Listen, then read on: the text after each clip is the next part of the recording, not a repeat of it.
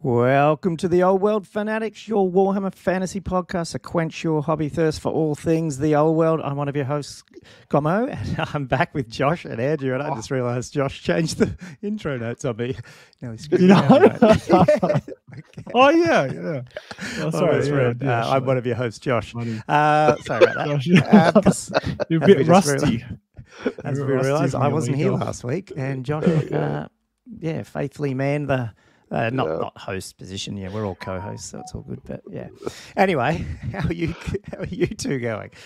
Always screwed that one, Riley. Yeah. No, that was fine. No, not bad at all. I'm really excited to chat about Warhammer again this week, guys. A few things to talk about, but yeah, it's because I want to talk about some campaign stuff, and then you were talking about want to do how to get into the hobby and stuff, wasn't it? Definitely chat about the main topic, I think. Well, I guess there's not, like with us, there's never really one main topic, but yeah, really, I don't know where it spurred from. It was just, I know Squarebase have talked about it a little bit, just how bloody hard, and I think you summarised it great.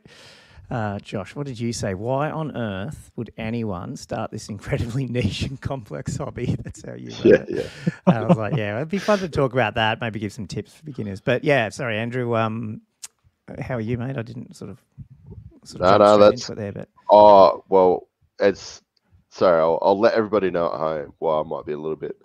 I'm usually quiet, but more quiet is my internet here. If anybody has been tuning in before, I've got woeful internet. It's this ongoing issue, and tonight it's on the fritz. So, there's a bit of a delay. So hopefully we can manage that. And also, as I told you both before, I caught the Rona. So, so a little bit under the weather. 2 days after you played Warhammer with me, so now I'm wondering if I'm going to. Yeah. So, but when I was coughing, then that was fine. Don't worry about that. Yeah. Good game. No, it's good man. Yeah, like I said, it's sounding fine here. Hopefully, it's just probably us a delayed to you. So hopefully, I'm sure you can. Yeah, get the general gist of our ramblings. Hey, before I do intro things and get into patrons and all that, I am going to just do something quickly because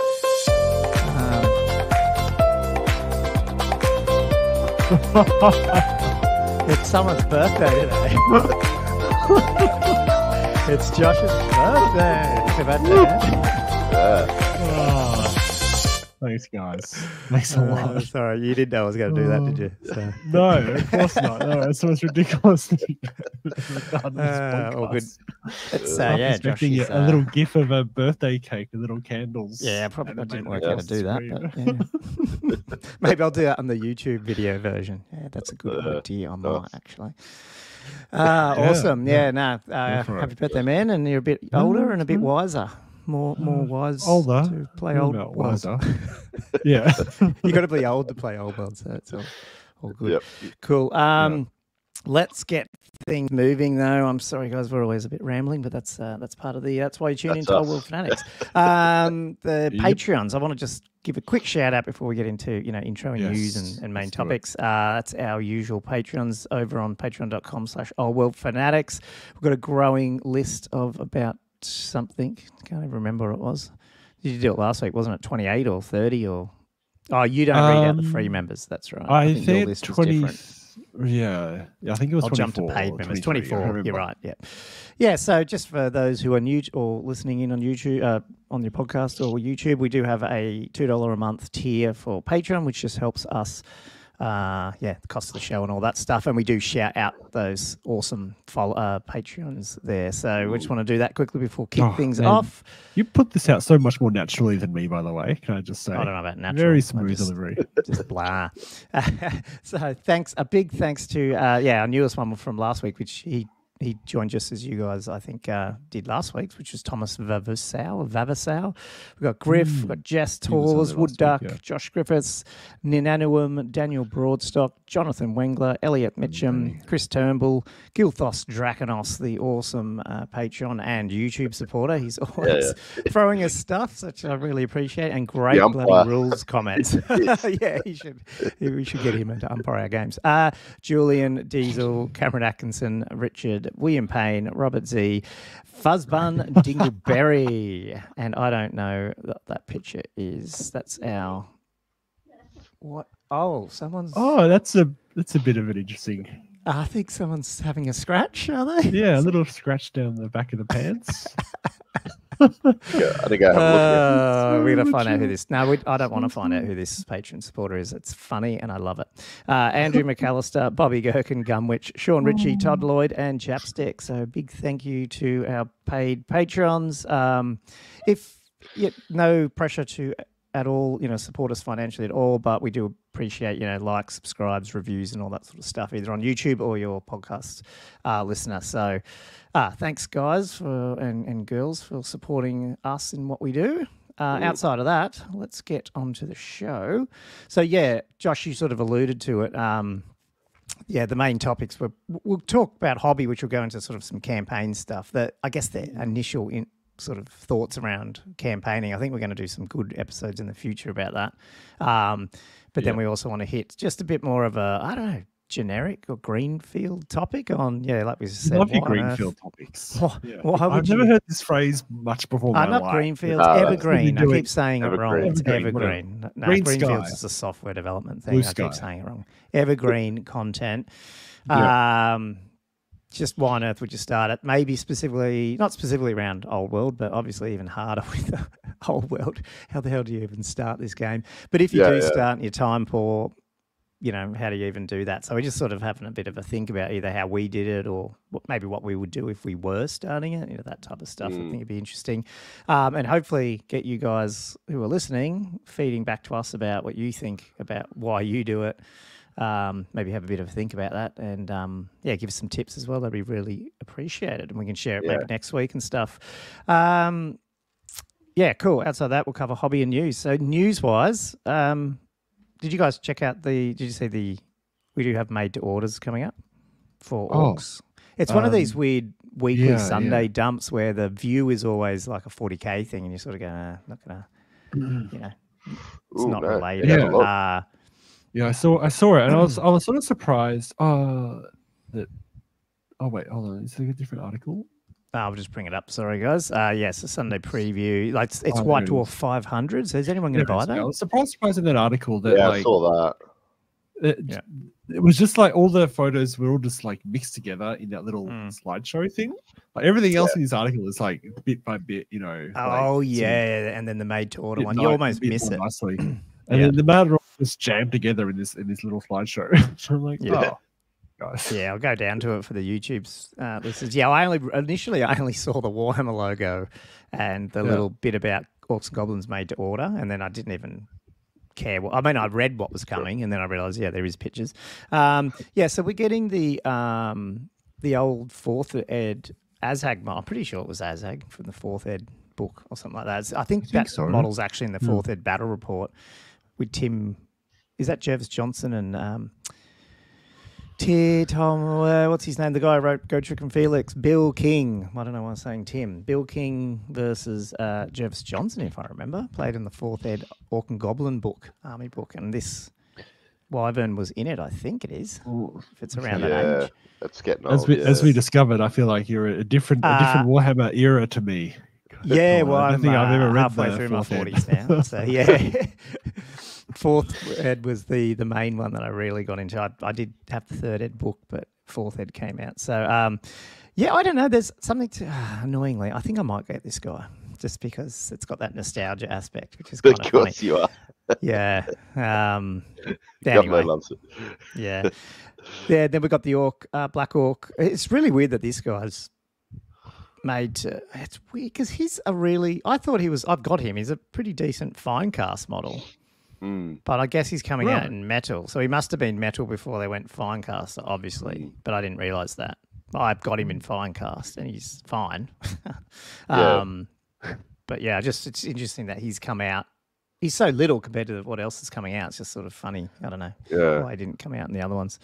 Then we got the old classic Marauder Giant. The other tempting too, but I think that'll be very popular.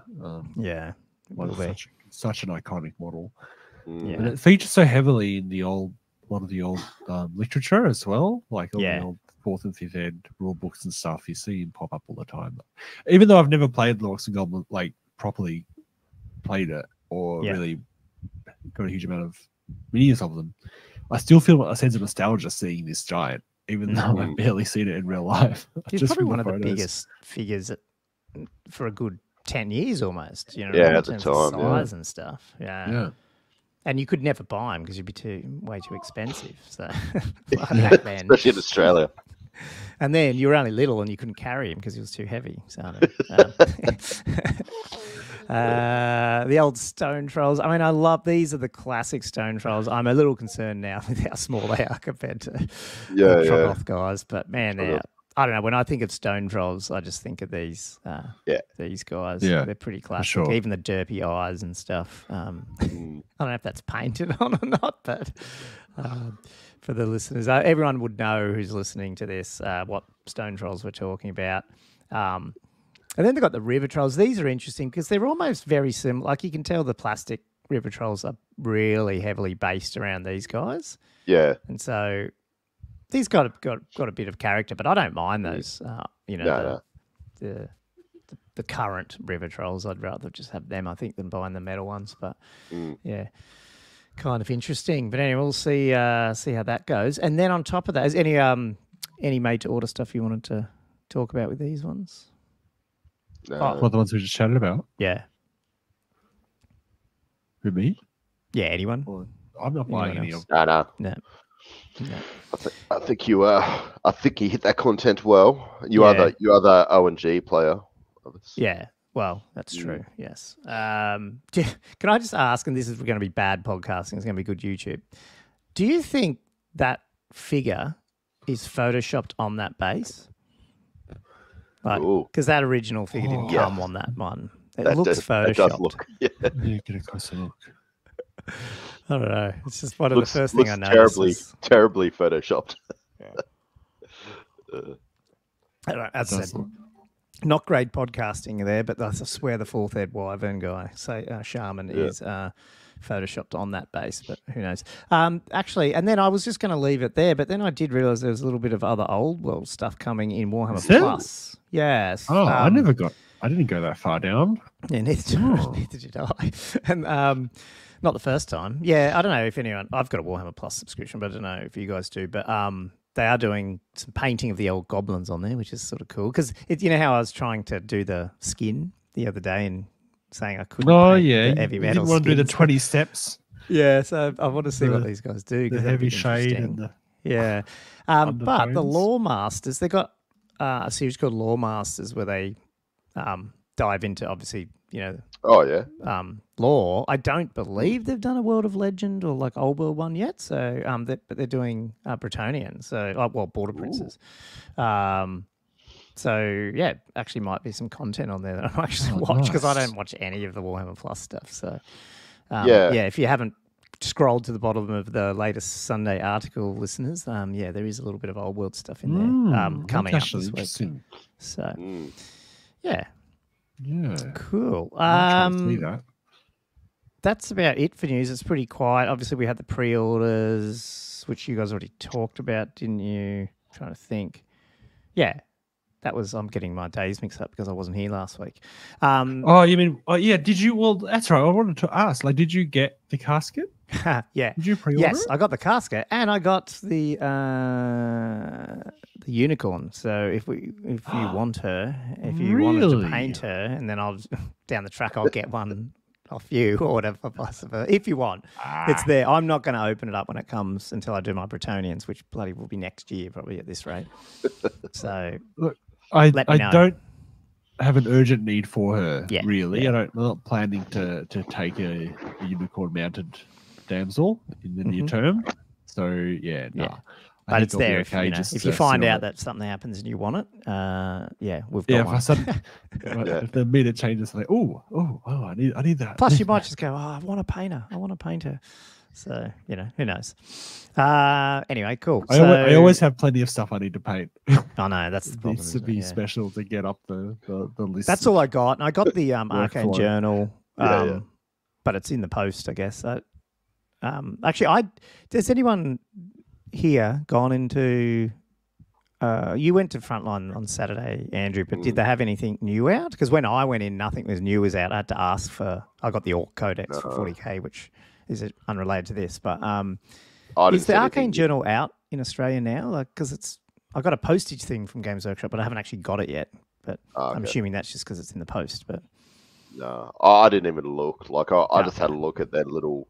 Well, not in the books, but just seeing how much old world stuff they had, just for like how it's selling, and they had a few bits and pieces. Did they have any Orc stuff though? Yeah, displayed.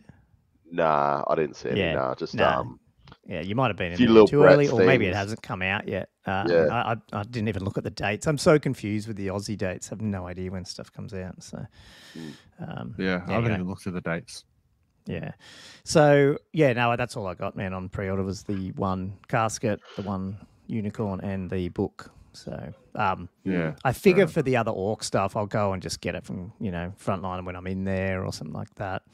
When I need some Orcs, which I probably will soon. It depends if I end up taking them to Castle, I guess, which we can probably talk about in your section, Josh. Cool. Oh, yeah.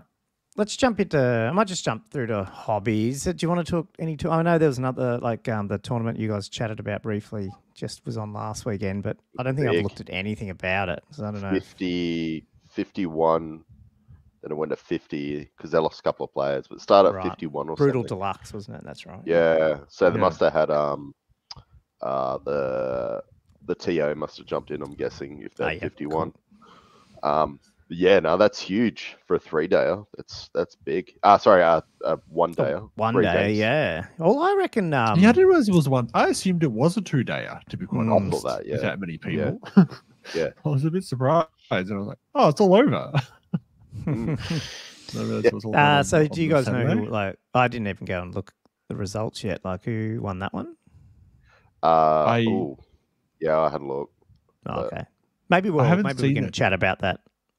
I'll later, bring it up because I was wondering how the lists I was looking at went, particularly the Wailing Dirge. Yeah, that's right. Because you guys both covered a couple of lists last week, hey? Yeah. I know. Yeah, I didn't. I was sort of waiting I guess I was waiting, expecting them to be published at some point on Facebook, but it might be only be able to access it through the New Recruit, was it? The New Recruit thing. It was quite tight at the top. I think those 3 days do get a bit tight. Yeah, you don't get the chance to get the top tables. Yeah. That's cool. Well, if you find it, bring it up in the hobby time or something. But otherwise, we'll cover some more tournament stuff next week. With your internet and New Recruits can take like 22 hours to load. So,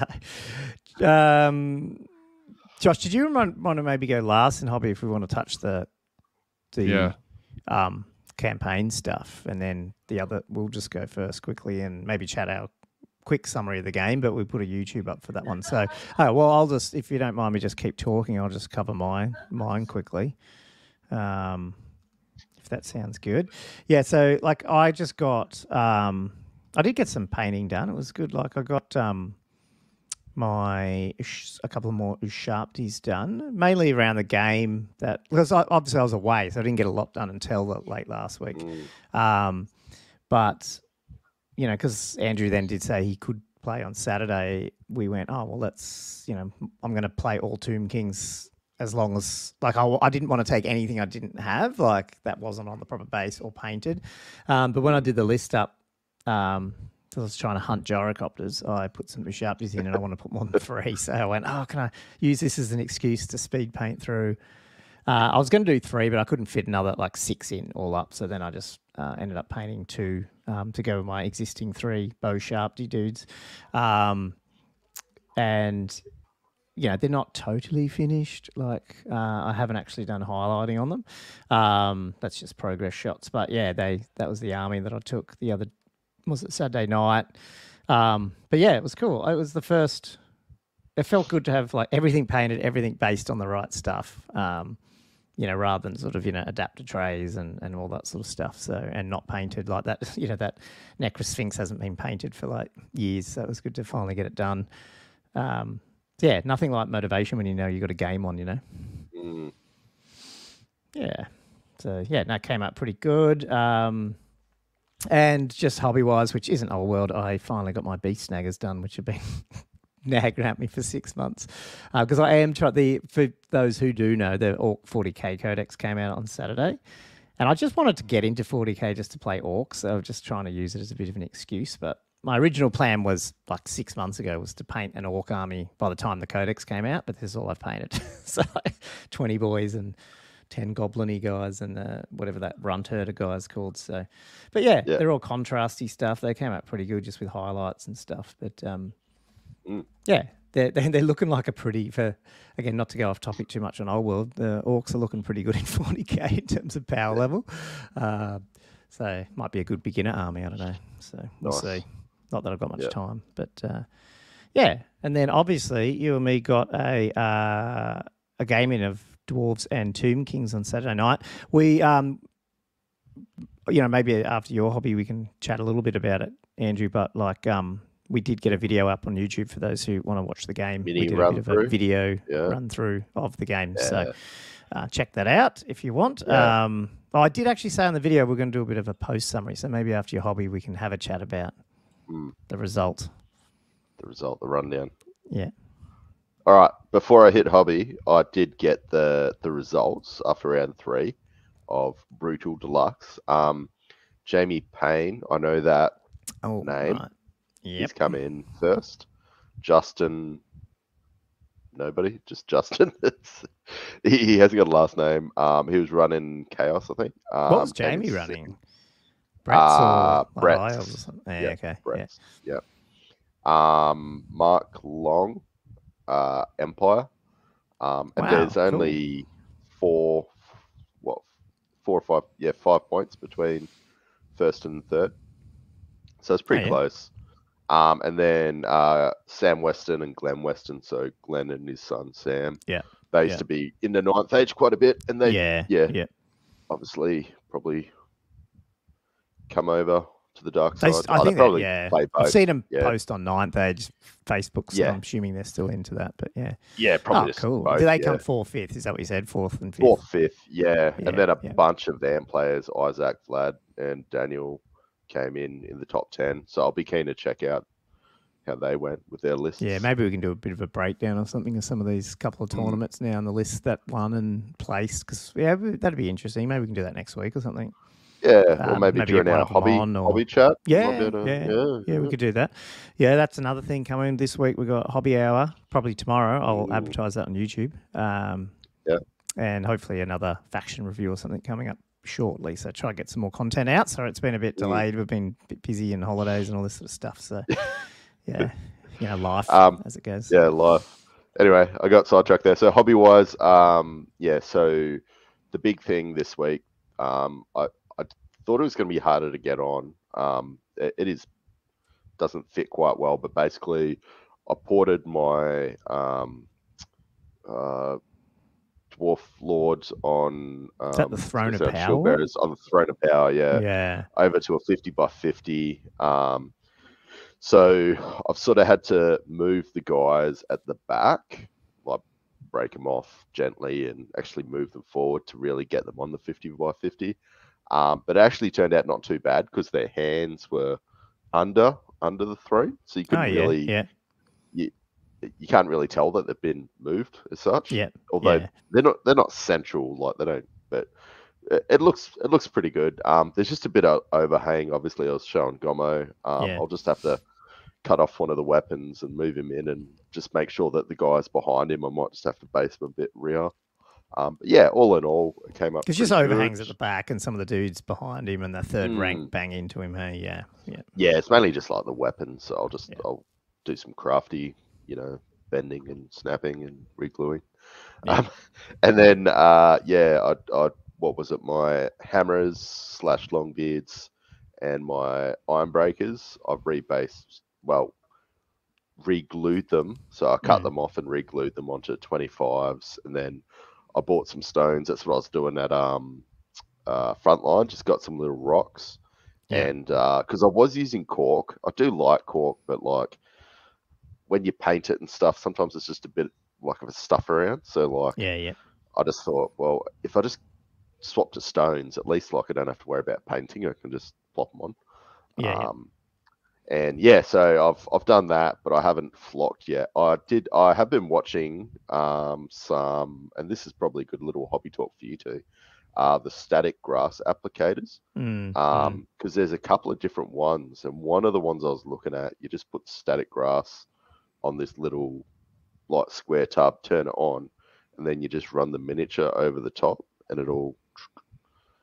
And I thought that was Josh is the one who knows more about. I don't actually have one, and I was debating. I think we talked about this episodes ago, whether or not they were useful. Yeah. Yeah. What do you reckon, Josh? Yeah. I don't think I've not used that one where you've got the plate that you just turn on. I've got one that you drop. I got one from a train store. Is that the shaker? Yeah. So it's got a little shaky thing.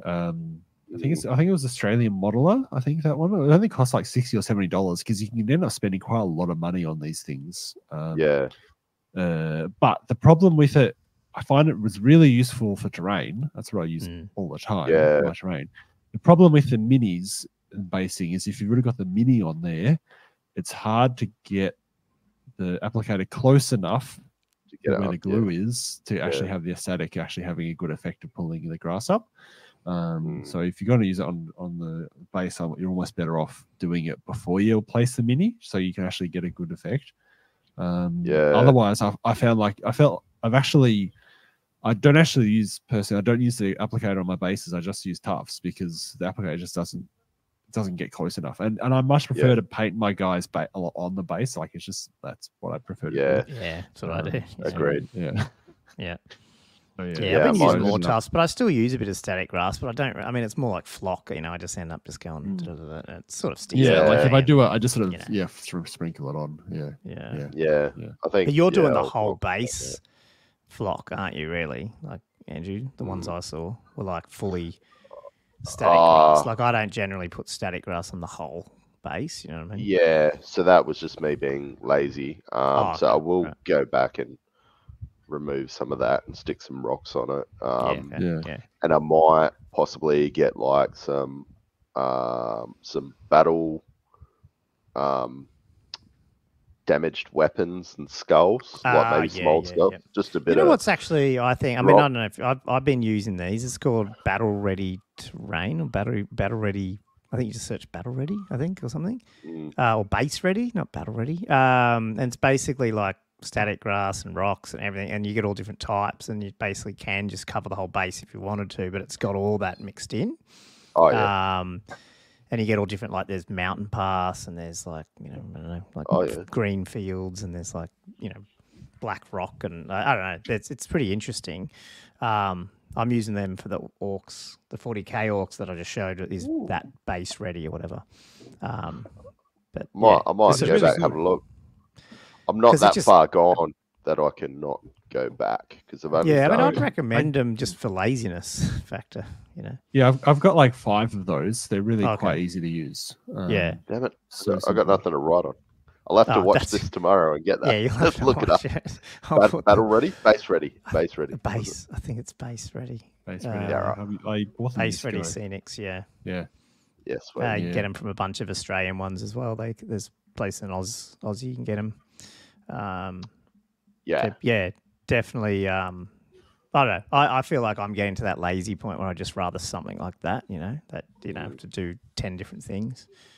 But, rather than all the different elements. I don't mind sticking 1 or 2 big rocks on it, like just like a bigger that's single. Fine, but but not. Do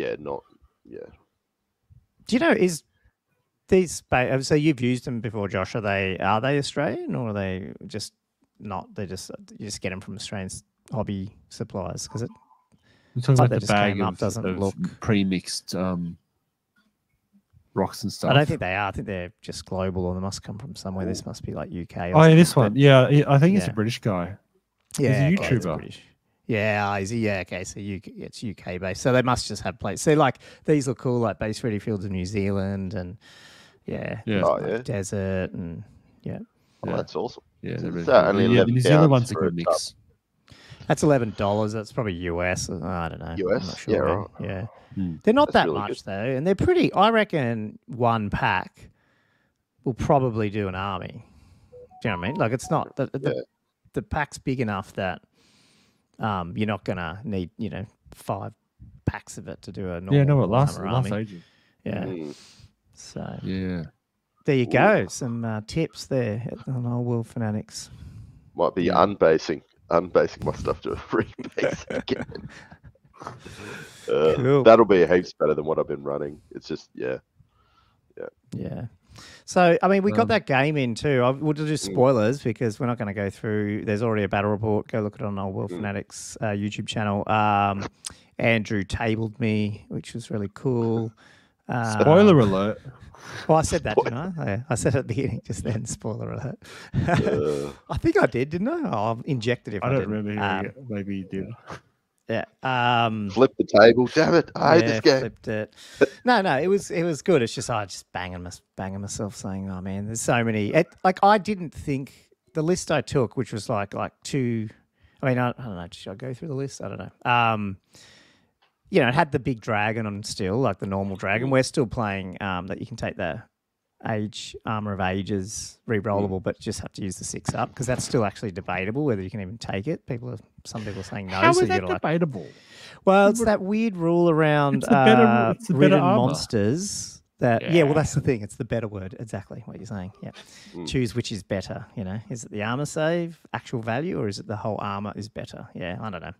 It sounds like it's going to need a FAQ.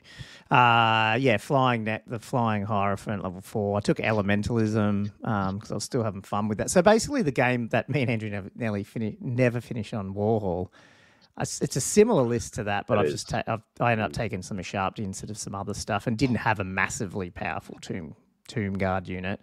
So I had Chariots just as little chaff. So to me, it was more of just... wasn't a souped up tournament list, but I did have some ideas. Obviously, the Sharp did try to take out like gyros, and I wanted to. I haven't talked to Andrew about this, but my plan originally, like with Horde Archers, was to keep them near the middle so I could do some chaffing of the blocks and I can attack one block. But I wanted to, unlike the game that I was playing on Warhol, where I sent my Necro Sphinx and the Dragon together up the middle pretty aggressively with Chariots. This game, I sort of went, no, I'm going to go around the side and try and come around, like kill his other shitty stuff with my shooting and try and attack one of his units with one of my flyers, probably the dragon, and then get my Tomb Guard in. That was the plan. It just my deployment, I was just dumb. I just didn't do it. So I felt like I had the right idea and it didn't work. And then realistically, the right idea was probably still just put the dragon and everything in the middle and push up and then chaff, like I said, one of your units and hit one. But I didn't do that at all. And as a result, I just didn't get into combat early enough. It was like turn 4, was it, or 3 or 4, and the dragon got into combat, and it just was too late. And I was like, Yeah, right. It was just bad playing on my part. I feel like the dragons are so hard to maneuver if they're not sort of in a good spot, like even that impassable terrain, Andrew. How I came from the side and then you sort of had to go round it. You waste a lot of movement trying to waste so much time, and it would have just been better in hindsight just plunk him in the middle. I was worried about it. So even though he's this unkillable dragon, those torpedoes, like in one of the other games, Andrew knocked it down to 3 wounds in the first turn as well, or something. So it's just like even with the re-rolling, you're re-rolling 2s to wound, aren't you? Wasn't it? Yeah. So.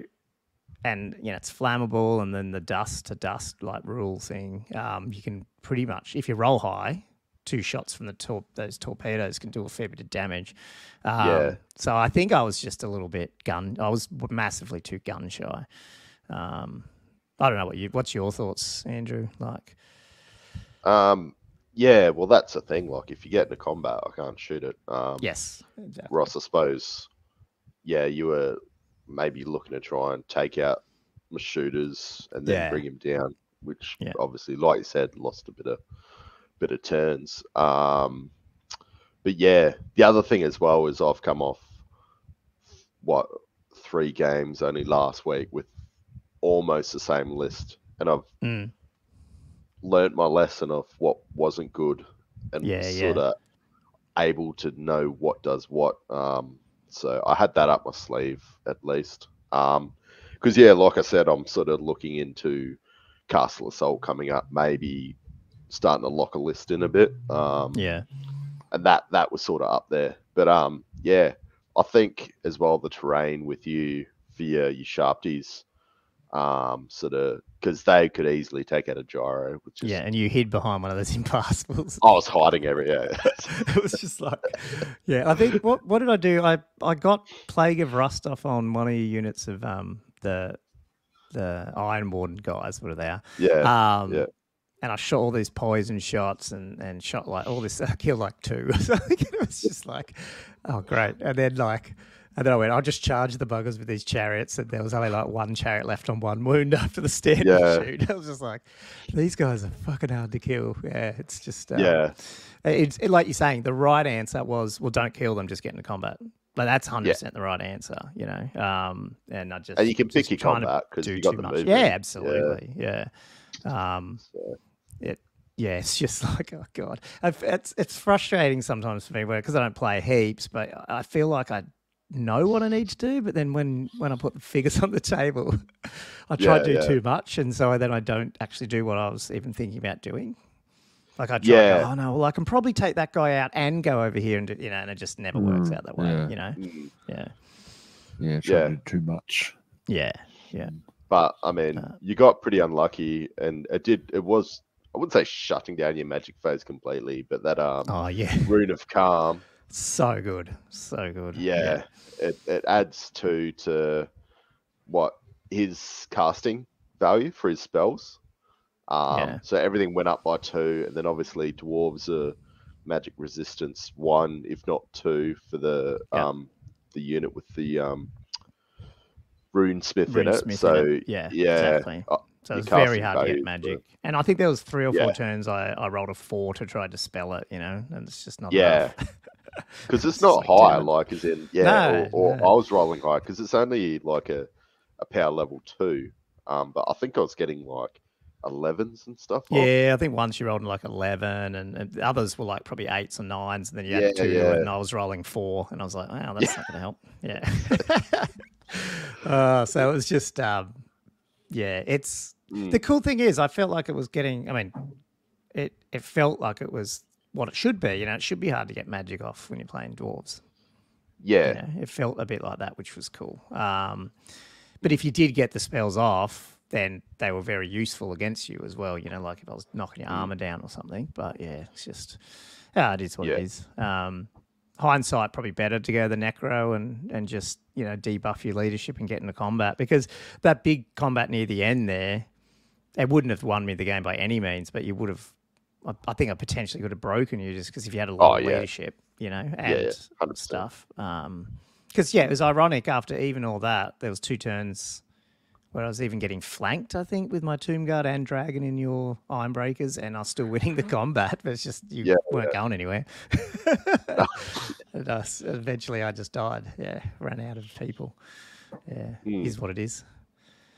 One day I'll learn how to play this game. So, don't come to listen to me for strategy, but I'll get there. Well, we have these swingy games where it seems to be 20-0. It's pretty rare we both come away like with a draw or anything close to it. I know. It's very true. Yeah. So don't know what it is. Anyway. I don't know. Castle, so I don't know what I'm going to take. Obviously, do we have any idea of what the size, this size, or anything about Castle Assault? No, has Kendall mentioned anything to you guys?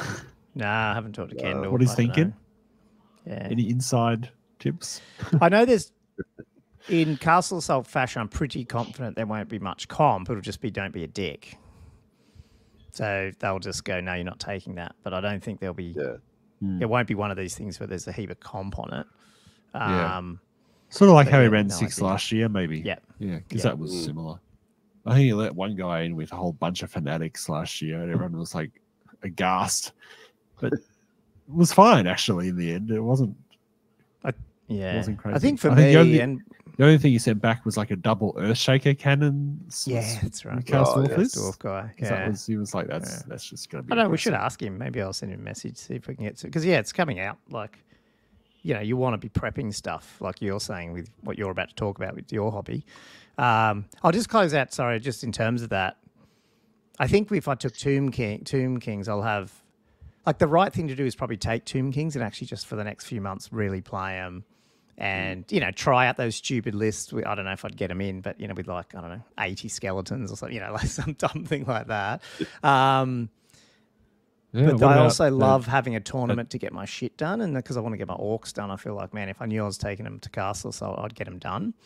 But I think competitively it'd be better to take Tomb Kings. And if you know what you're doing, you can have a drink and you don't have to worry about it. So maybe it probably will be Tomb Kings, to be honest. Because they don't play the whole game. Consider a double Bone Dragon Tomb Kings list. Potentially. Okay, because such a list did just come 5th on Brutal Deluxe. Potentially, or maybe no dragons, just heaps of chariots and stuff, and just go up the board with triple casket. That's what I'd like. I'm thinking triple casket. Triple casket.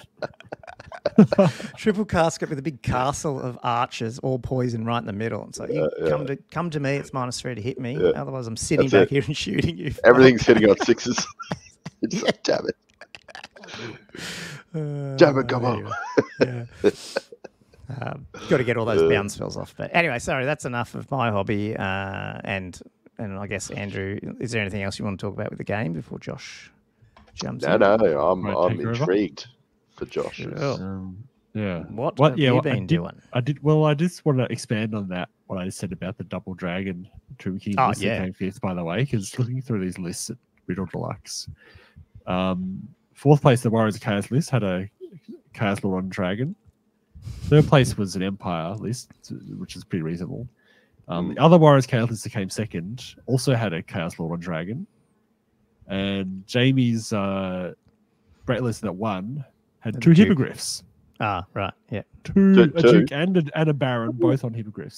So, like the top 5, quite monster heavy, quite dragons. It's just, I think it's going to be a persistent theme in this game. That's why maybe I need to bring this big 130 skeleton block and go, bring your dragon. Yeah. Yeah. It's the meter, isn't it? Yeah. Eat through that. Yeah. I don't know. Interesting. Very interesting. So what did I do with my hobby? So it's been a long week. I started off getting all the rest of my Cult of Slaanesh stuff done. I think I've got a little bit to do on one of the Anointeds, but apart from that, I've pretty much painted everything that I've printed. So I should be pretty much set for the rest of the Slogo and hopefully the Cloak and Chopper tourney that's going on in August. That's the other one, is it? The other that's one. The other 6th ed one. Yeah, in Melbourne. Okay. Yeah. So like 3 weeks after Castle Assault, this is. Yeah. Nice. So pretty much got it all done because I wanted to get it clear. And then I could focus on the Castle Assault. So, and that was mainly, I'm trying to, I've done a bunch of banners again for the Peg Knights because they've been sitting here unprimed. They've been sort of semi-done in terms of their basing and construction, but I hadn't got around to the banners, and the banners was the last thing to do before I could prime them and really get working on them. So I've largely done that on the Peg Knights and the Duke's banner as well, and also I've been sorting through my peasant archers and squires, and I mean to some extent I don't really know what my list is necessarily going to be, but I'm thinking I might end up with 2 units of 10-ish archers as part of the core, and maybe 1 or 2 units of 5 squires, maybe one that can scout or something like that as well. So I didn't really have enough 25 mil for just flat bases, so I've been printing those off to get to be able to base up some more of these archers. I've been using a lot of the claymore casting guys, which work. I just love the theme of those sort of medieval sculpts that company's done. I used them for all the men at arms that I did, and for the archers, it looks really good. He's got about 25 or 30 different sculpts, and a lot of them are quite characterful. So claymore castings. So I've been getting them on bases today as well. And the other thing that I was thinking more about with the squires is doing a more interesting movement tray. And this is something that you were talking about the other week to me, Colin, about. Yeah, I still can't find the one I was looking at. Yeah, yes. Still none the wiser about what it looks like. Yeah. But it gave me enough information to act on it, really. And what I've come up with is I'm just going to cut a 1.8 mil MDF board into that sort of crescent sort of shape, bit of an uneven shape. And I've printed off a bunch of little sabot rings, like just literal squares that were just wider than the 25 mil bases, so that I can just stick that onto the MDF, have that as a insertion point for a base, and then just build the terrain and other basing material around that, and just have different angles for different squares and stuff, and make it look like they're skirmishes, because they're not in a sort of a file ranked up. And I think that'll give a lot of modeling opportunity too, because that's the thing. Like, I have got a skirmish base that I've used, for the 6-head skirmished bowman that I had. But that was just an MDF pre-printed one. I think it was back to basics. And the thing is, because it's all just it's basically two lines of 5 guys, all just uniform. There's only so much space between them. They don't look that skirmish, and I'm actually kind of excited to go, no, I can actually do it like this, have it completely looking like a genuine skirmishing unit, and have more space between some areas of the bases, so I can put more sort of terrainy sort of stuff on there as well. So I'd be putting more work into that, I think, over the next few weeks. Because the thing is, it's hard for me to really have a list in mind, because I don't really know what. You don't know what. I don't know what the army size is going to be. I just what the pack Kendall, is actually going to be. See if he comes. You message him. Oh, live! I imagine live updates on air. He might get him to call in to the show. Yeah. I'll show you. Sorry, I'm doing a really bad hack job of what I was talking about with these skirmish trays that I saw. Sorry, and I'm coughing, so annoying. It literally looked something like this, but if you imagine that was unioned into one piece of MDF, and so some of them were hardly even touching, but it was jagged, but they were all one big piece, if you know what I mean? Yeah. Oh, right. So they were. So was there much more of a lip than that, or was it literally just those squares? I just did that just for shits and they deals, were conjoined. Yes. Yeah. There probably would have been, because that way they're skirmished out more. But sorry, podcast listeners, but I did a really hacked up basically 5 squares in a line. But they literally look like individual squares, all weird angles, but sort of just touching enough, because that way obviously it was still one piece of MDF, and it was groups of 5, because I think it was a Beastman army, and they were like Ungors or something.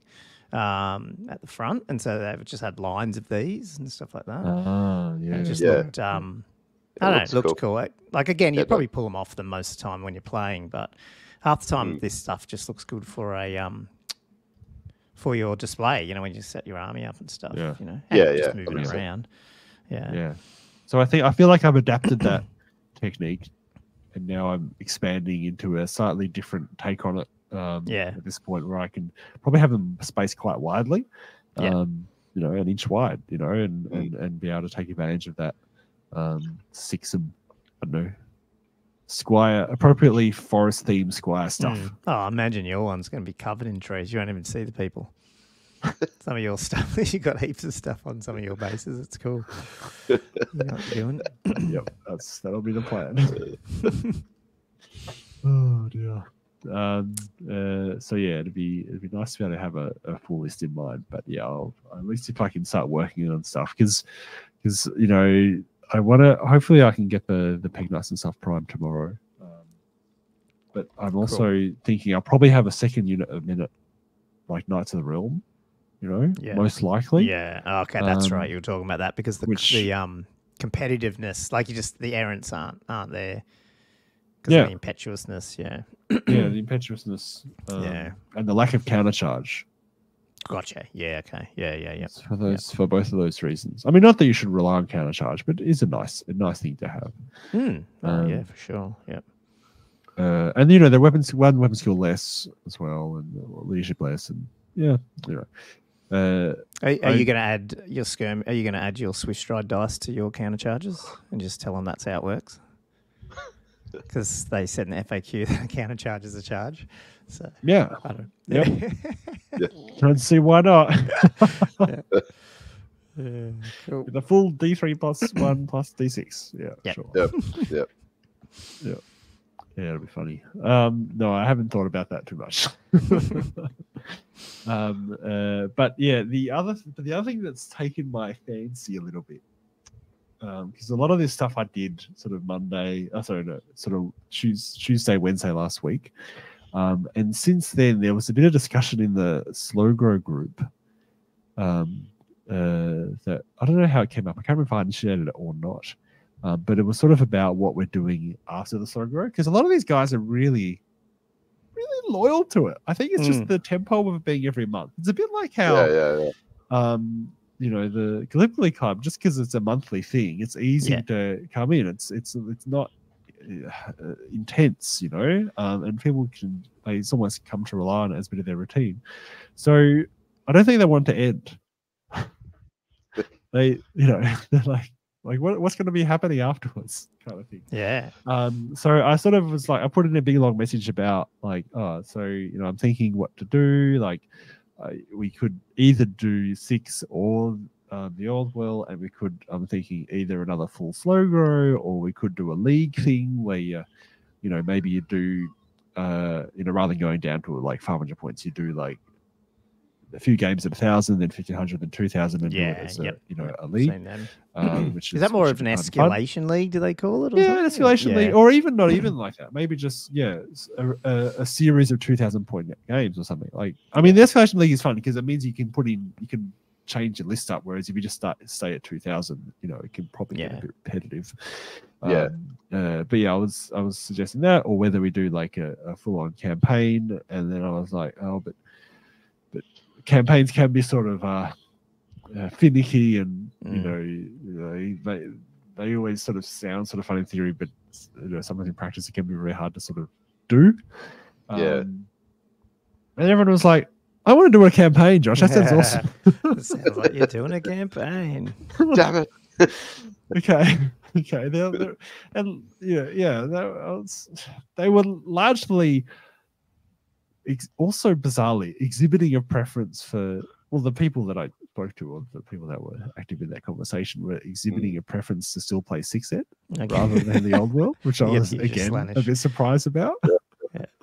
Yeah, that's right. I mean, to a certain extent, I think it's because, you know, they have now got a 6-set army, base 6-set, and they're enjoying playing it, and they're kind of like, you know, they want to keep using them for a while. So, I mean, I don't think that's definitive that it'll be 6-set. I think there's still some discussion to be had about that, or whether we do go to the old world. But they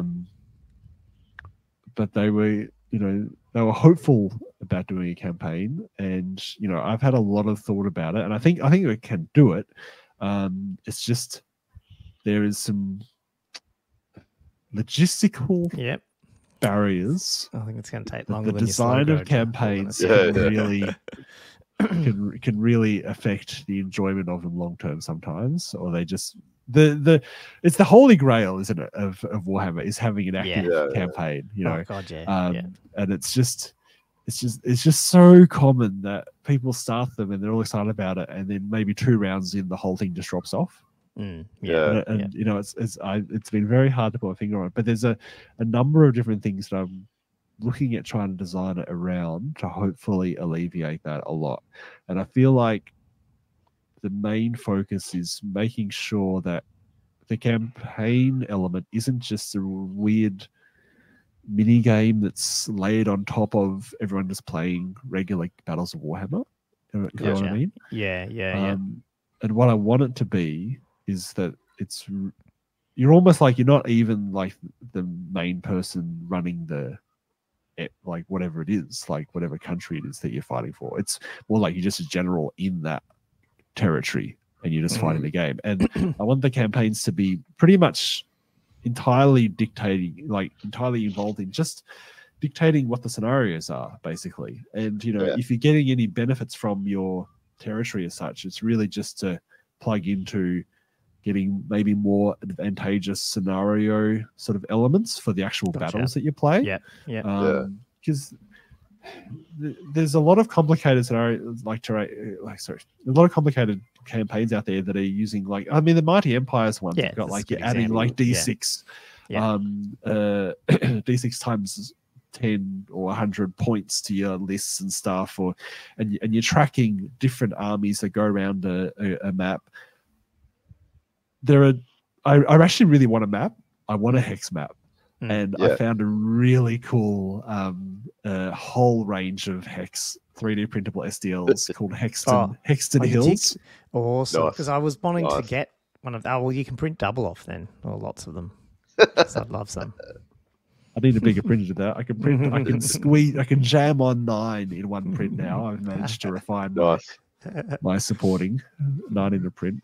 It takes about 5 hours. If I had a bigger printer, Colin, I could probably do about 20 or 30. Talk. For yourself. So yeah, they weren't cheap, but I've got most of the range already. And I printed off about 30 now over the last few days. Cool. Yeah, I'll definitely talk to you about this then. Yeah, man, I'm so excited. So because that's one thing I want. I definitely want a map that people can interact with. And that would be cool. The hex tiles are so pretty. I actually really love them. And what's the company? To start playing. Hexton Hills. I think that's the range name. I think it was their actual company name is Raven Guild. Yeah, man, they look awesome. Guild. I'm putting this in the show notes as well. Oh, this is good. We're gonna get lots in the show notes. Oh, yeah, we need to talk. Good. We need to get you a new printer. Yeah, so cool. They're so pretty. They're so pretty. Cool. They're small. I mean, they're smaller than Warmaster. Like their scale is so tiny, but they're so totally. They got like everything on there, don't they? They just got. They do. They've even got a tile. That tile builder, is that the map maker? Is that just to make a map, or do you then go and order the tiles that you made the map from? I don't. Did you see that on their website? I haven't looked into the map maker that much yet. I think it's just so that you can picture what you're gonna. What it would look like. Okay. I don't think they sell physical stuff. I think they just sell the SDLs. Gotcha. Okay. I'm pretty sure. Sense. Nah, cool. I'm sure there'd be people that are third party that sell it printed, but I haven't looked at that obviously because I can just print it myself. Their Kickstarter went off. They got like, was it 3,000 was what they wanted, and they got like £100,000 or something like it. I can see why. These are awesome. Can we get you to print up enough that we can do the entire whole old world?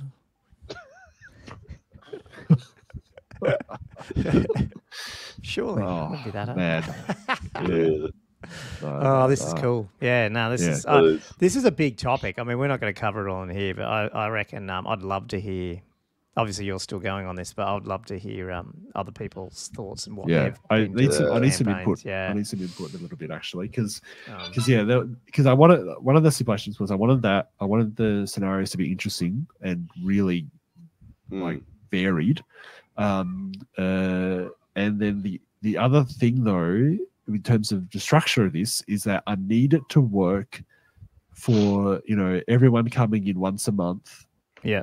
Doesn't really matter if you turn up or not. People just come in. Then you can just be paired up. And you can play a game. Now, for that to interact with a map, you can't have Mighty Empire style armies wandering around and trying to bump into each other to trigger a battle.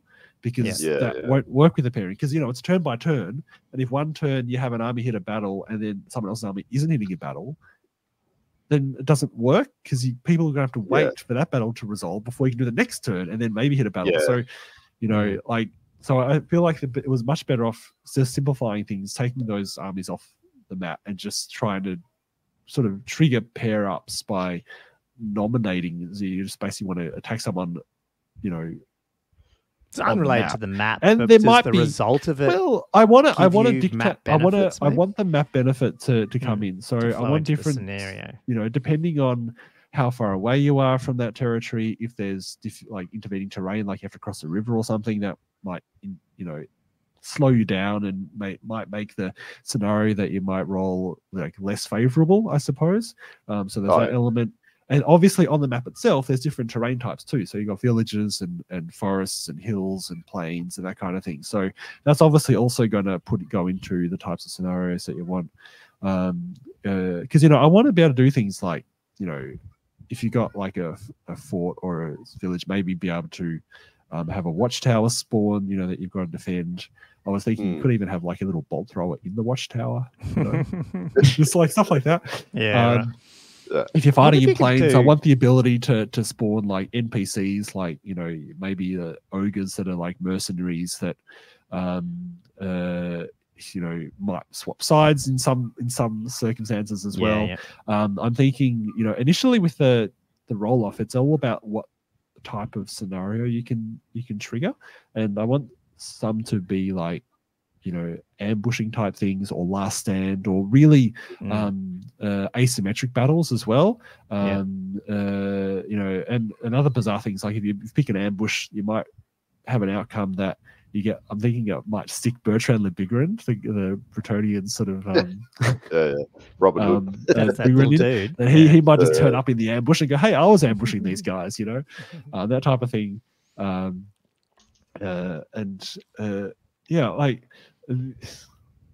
Sorry, I lost my train of thought now.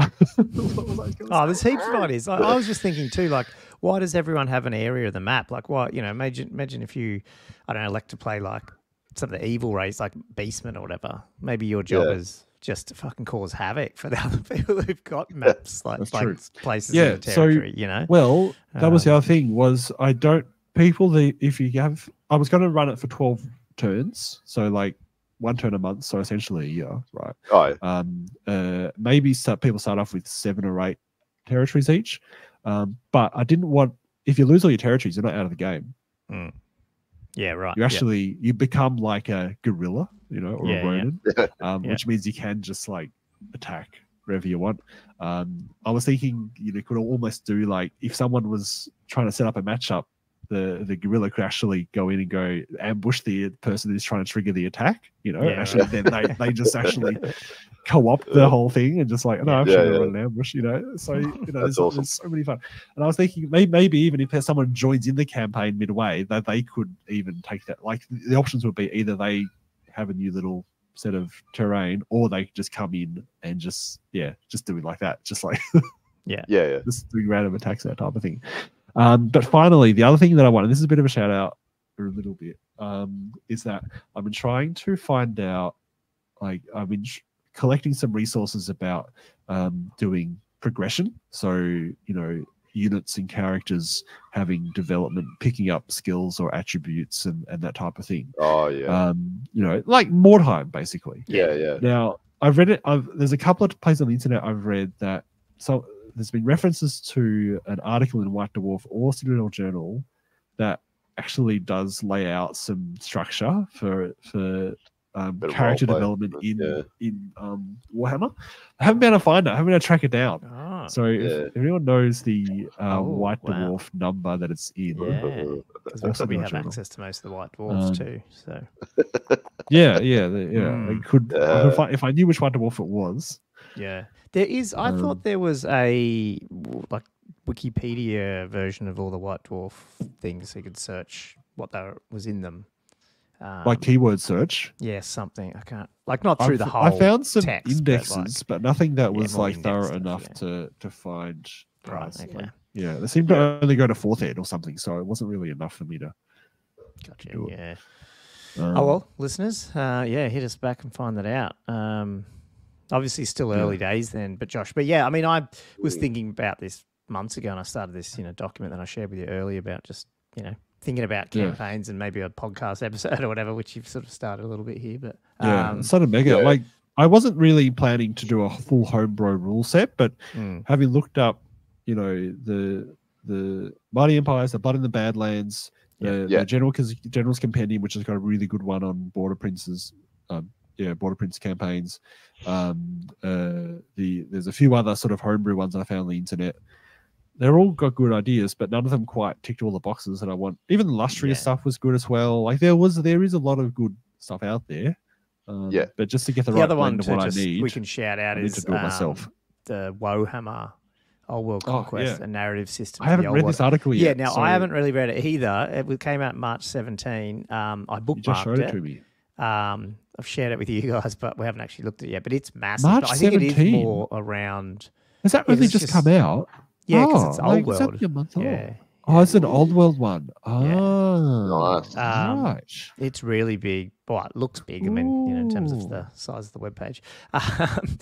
So I don't know how much it aligns because I haven't read it yet with what you want, Josh. But I think it's definitely worth having a look at. And for people listening, I'll add that one to the show notes as well. So cheers for Warhammer for doing that.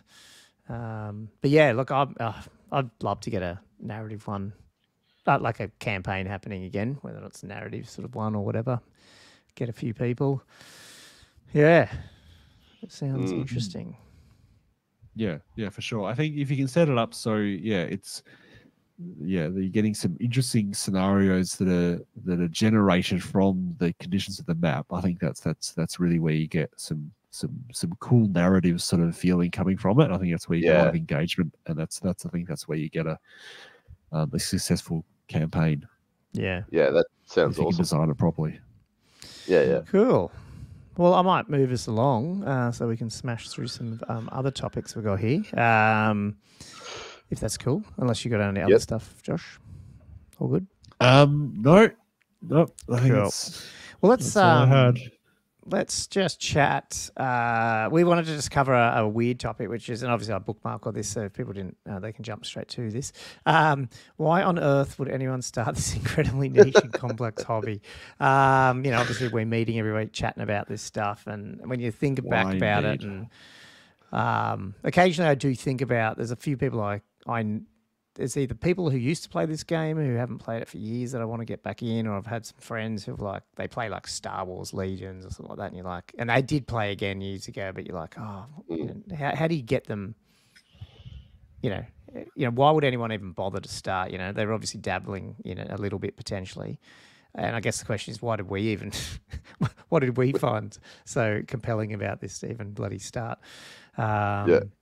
Yeah, what do you guys think overall, or do you want me to guide the conversation there, or have you got some initial thoughts on it? Oh, I just put my little notes in. That's about. I'm really. You're making me question why I do this at all. To be quite honest, why do I? Why have I spent the last 20 minutes talking about? Well, it is interesting. Yeah, like if you actually sit back and go, why do I play this?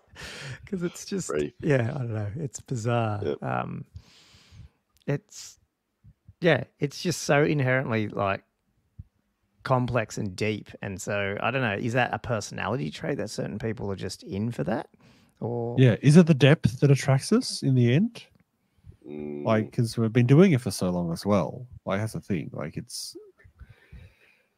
There's a level of I don't know if this. I've got notes here, but I'm not going to go straight on them. We'll just talk about anything. I think there's something about a lot of hobbies. You sort of have to just go and do them. I don't know, even the gym. You go to the gym, you have to go to the gym to do it. Really, you might watch some YouTubers what they're doing, but then you go to the gym and do it. And but if it's you hurt yourself, you can't go to the gym, or you want to run outside, but you can't because it's raining, or, whatever it is. It feels like, and sport, you want to play soccer, but, soccer's only on during the season and then it's only on a Saturday or whatever it is, that type of thing. Whereas I think this hobby, and from day one as a teenager playing it, it didn't have to, it's got so many facets to the hobby that you can be doing the hobby without. It's not just playing the game, it's not just even doing the hobby. It's not painting. It's not just reading books. It's not just like it's everything, and you can pick and choose. You can do it by yourself. You can do it with friends. You can do it with like freaking teams. Yeah. So it's really versatile, but yes, as a result, complex and deep when you get into it. But I wonder if that's what draws it in, that it is so flexible. I think it's just like people's interests. So going off like what you were saying, Gomo, like if you look at guys that have model trains, they're probably obsessed with trains, and they've always had this thing for trains. But it's not always realistic to be a train driver or be able to, So it's almost like you're bringing this underlying deep sort of passion that you've got and sort of bringing it into just a scale that you can sort of do. Because you got like, the guys that do the World War II hobby, they're all probably World War II nuts, like, the different miniature World War II games. Like for me, I'm obsessed with like sci-fi and fantasy. And that's what's brought me in. Like I was all over The Hobbit. I used to love just like Star Wars and all that. And that's my way of sort of like tuning that, I suppose, obsession, because it pretty much was an obsession when you're a kid, into, you can make a little world out of it, almost thing. You can just, to me, that's sort of what people do. Like, because you get the guys, they love their cars, the big cars, and, they can control that. But at the same time, they also get them the little model cars. There's a bit of it. It's almost like you're scaling down this obsession that you've got, like a greater sort of, that's my take on it anyway. Yeah, no, I get that. Yeah. What made you, Josh, I guess? How did you get into this initially? Not that we just said that, but yeah. How did I get into this initially? Made you think too deep on this one? It was my friends at the time. Yeah. Okay, yeah. I think Nick Gentile's to blame, actually. Oh, there you go. Yeah. I think he's into it. Damn you. Back when we were 12 years old. Yeah. Yeah. Yeah, I think that's what it was. And just setting up like three guys playing against each other, or, whatever little figures you could get your hands on. Yeah. Just trying to roll dice. And it spreads from that, because then you get the magazines, and as you say, you can see all the cool pictures, and you read the stories, and you build that sort of fluff in your mind. I honestly feel like my love of fantasy, it's interesting that you say it came from The Hobbit, Andrew, because for me it's the opposite. I feel like it actually came from Warhammer. Ooh. I feel like me playing Warhammer initially, that was because my friends were playing it, actually then brought on that love of fantasy themed games. And the thing is, I've never really had much interest in sci-fi. For me, it's always been fantasy. And then I read Lord of the Rings and stuff like a few years after I was into Warhammer. So yeah, it's the same as me. I did try to read it when I was earlier, but I couldn't get through it. It wasn't until I was playing Warhammer a lot that I went, oh, now I can. Yeah, I don't know. Yeah. I think the painting is something that I've always tried to work on. Even then, like I didn't like having minis that weren't painted, and I always tried to, I was always looking at the stuff in the White Dwarfs and stuff, and I'd be like, oh man, I wish I could make these look as good as this. So maybe it's different personality traits as well coming through in what you prioritize as well, and what you want to work on, and what inspires you to play the game at all. And so that comes back to your diversity of hobby. Yeah. Well, because on one hand, there's a stereotype that nerds play like Dungeons and Dragons and all that sort of stuff, and you're nerds and blah blah blah blah.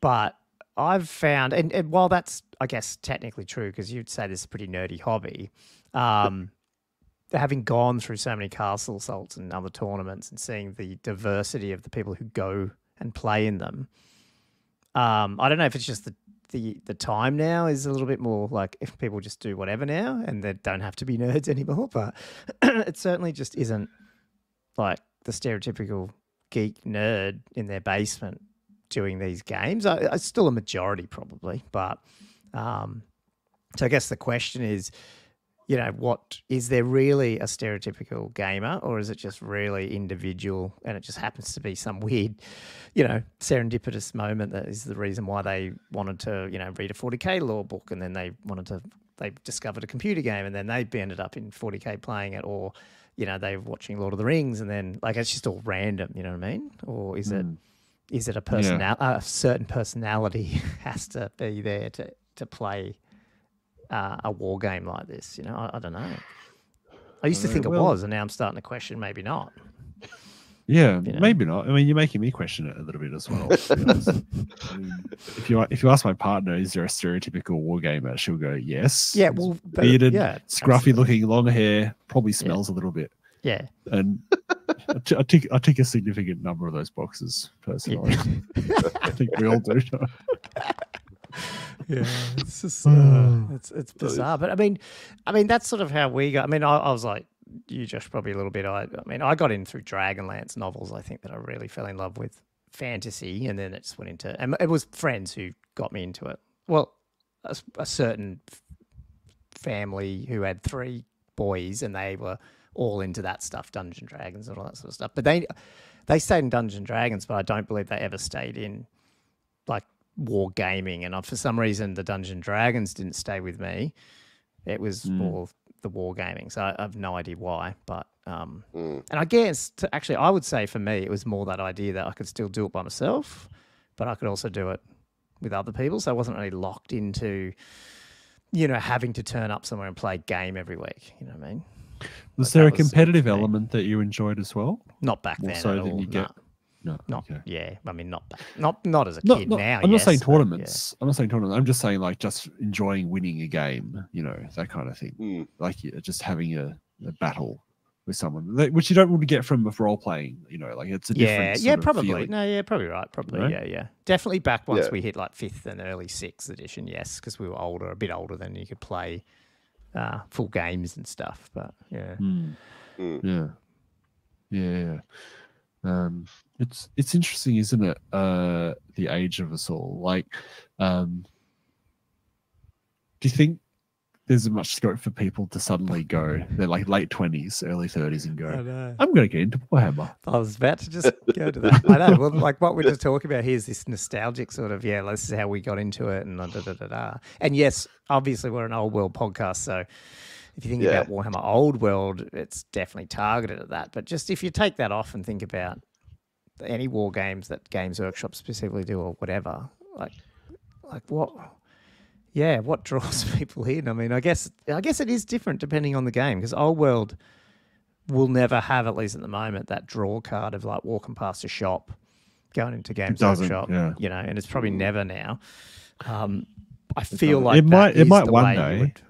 Yeah, true. But there's not enough models to get into it. You know, it's actually the barriers to actually start playing this from nothing right now.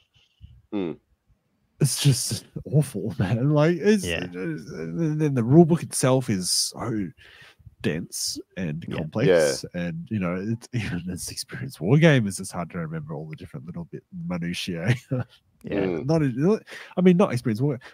experienced Warhammer Fantasy battle players. Still struggle with it, you know? Absolutely. This like, is our game, right? And we're still like, what is this again? I'd say it's a little bit with the layout of that book as well, though. but in general, yes, it's very complex.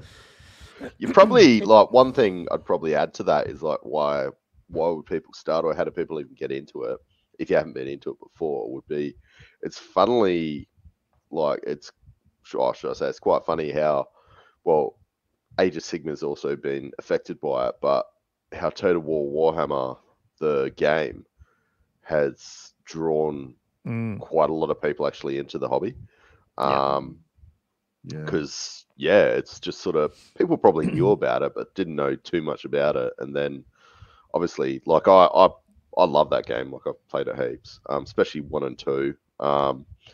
yeah, it's definitely cool to be having these big armies, and then you're like, would at least maybe just strike that interest a bit in, oh, well, where did this game actually come from, like its origins. And yeah, I think that's a good point too, because I think computer game stuff, because I'm not a big computer game player, but I have seen and heard people who either were just that and then moved over, or they obviously still are a computer gamer, but they obviously game a lot.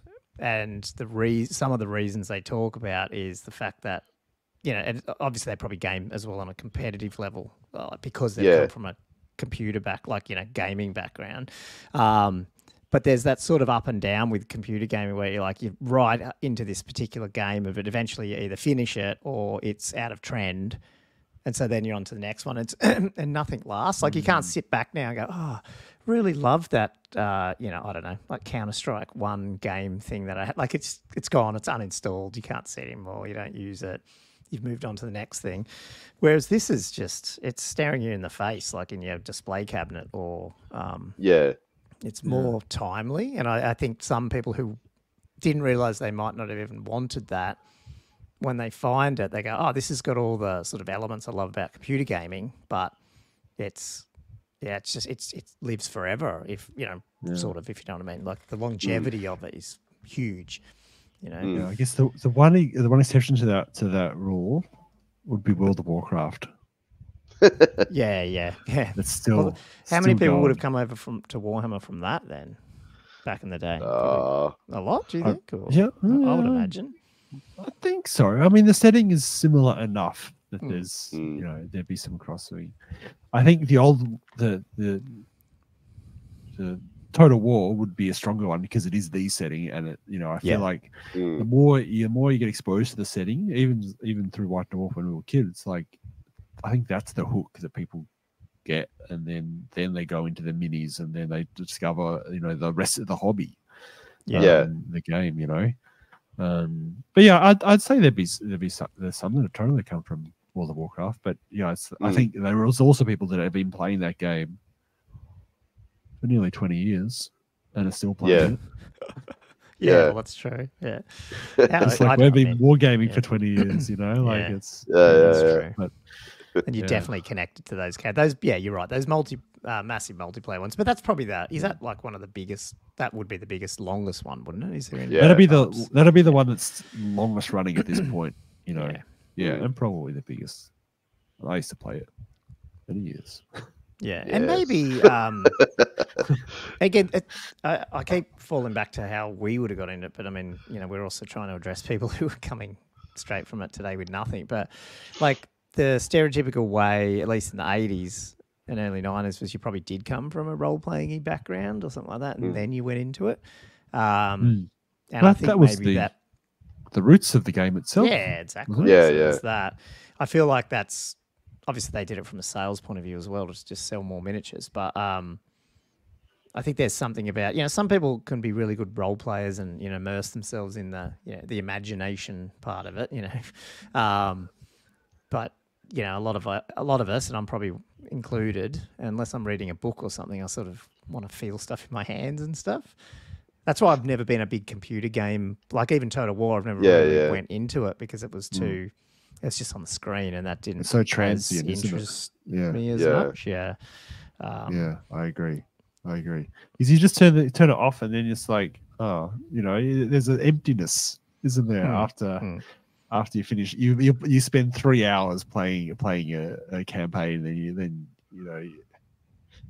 I don't feel the same level of satisfaction afterwards. I feel like, what I do with those 3 hours, I've got nothing tangible gained from that afternoon. Whereas for some reason, painting a otherwise equally useless figurine, I'm like, which will die. It looks nice. See the table anyway. Yeah. You paint it up and then you do your list. You go, I can't bring that guy. I can't bring that. Put it on the shelf, boys. Yeah. Sure. But like if someone, I think about some other friends that I do hang out with that are not into this at all. I'm not saying they probably wouldn't be, but they're just I've never introduced them, and because they've never brought it up. They know I play stuff, but they've never talked about it. And you just sort of think, if I tried to describe to them what you have to actually do, especially with old world, but even just not old world, even just 40k and stuff, most people must think they're just crazy. I mean, the fact not only the money and exclude the money, get rid of the money out of the equation, because I think that's probably not that bad considering, if you want to play guitar or, like you said, do a car up, Andrew, that's going to cost us as much. But yeah, the amount of it's crazy that we put paint an army, just paint a fucking army. I mean, that's like almost the basic part of the game. Yeah. And how many people probably start and paint and finish painting one good size army? It's probably I'd imagine it's pretty low. Yeah, 100%. Yeah. Which is the beauty of the slow grows, right? That's the thing. Yeah. That's why you do them. Because it helps people get through that process. It is a big investment. I don't know. I'm always reluctant to try to sell people on playing it because the payoff is so slow and it does take so much dedication. It is hard to sell it. Yeah. In a way, you need a lot of self-motivation to do it. No, you're right. Yeah. And if people don't have that spark, if they've been convinced to do it by someone else, someone's been going, "Oh, it's so good. Oh, it's so fun." Yeah. It's a little different. Like my oldest mate, who's Andrew, not that Andrew, another Andrew. That's the guy that I want to paint up a dwarf army and go, let's play, because we used to play as kids. I think he would. Yeah. I don't think he'd ever get back into it as much as me because he doesn't have as much money and stuff as well. But he's got other priorities, to put it that way, at the moment. He just got married and all that sort of stuff. But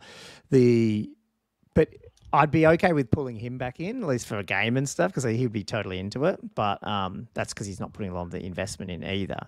But in terms of someone who's never shown interest, I don't think I'd even want to, because you want people to come in excited, and the only people who they're intrinsically motivated to be pumped and excited about it. Yeah, because it's just otherwise too hard. Yeah. So I find it hard to talk about it anyway, because there's such a stigma attached to it. I'm a massive closet Warhammer geek, and there would have to I remember you telling us. Wasn't that? What were you doing?